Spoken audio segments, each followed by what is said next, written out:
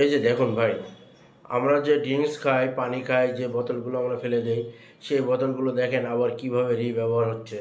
দেখেন কত সুন্দর করে তারা কি করছে, ওইগুলো কালেক্ট করছে, কালেক্ট করে মেশিনে ঢুকাইছে।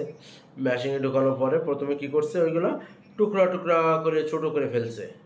এখন টুকরা টুকরা করে ছোট করে মেশিনের মাধ্যমে ছোট করে ফেলছে। ছোট করার পরে এগুলো আবার কি করছে, এগুলো আবার পরিষ্কার করতেছে।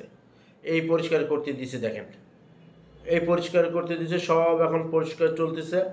পরিষ্কার চালানোর পরে এগুলো এক জায়গায় রাখছে। রাখার পরে দেখেন, এই রাখার পরে এগুলো আবার সুন্দর করে মেশিনের মাধ্যম দিয়ে ছোট ছোট করে কাটতেছে। ছোট ছোট করে কাটে দেখেন, খুব সুন্দর করে কাটতেছে। ছোট ছোট করে কাটে এগুলো আবার শুকাতে দিছে। শুকাতে দিয়ে খুব সুন্দর করে দেখেন শুকাচ্ছে। এবং এক জায়গায় সব এ করে রেখে দিছে। শুকানোর পরে 7-8 দিন করে শুকাইছে। শুকানোর পরে এগুলো আবার সব রেখে দিয়ে এখন আস্তে আস্তে এগুলো নিয়ে যাবে, সব কারখানায় নিয়ে যাবে।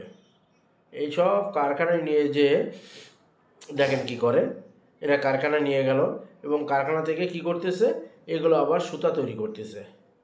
দেখেন, এই কারখানা থেকে কি তৈরি হচ্ছে, আবার সুতা তৈরি হচ্ছে, যেটা আমাদের কাজে আবার ব্যবহৃত হচ্ছে। দেখেন কত সুন্দর সুতা তৈরি করতেছে।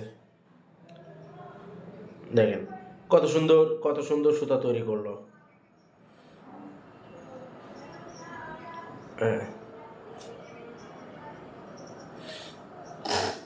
দেখেন কত সুন্দর সুতা তৈরি করলো।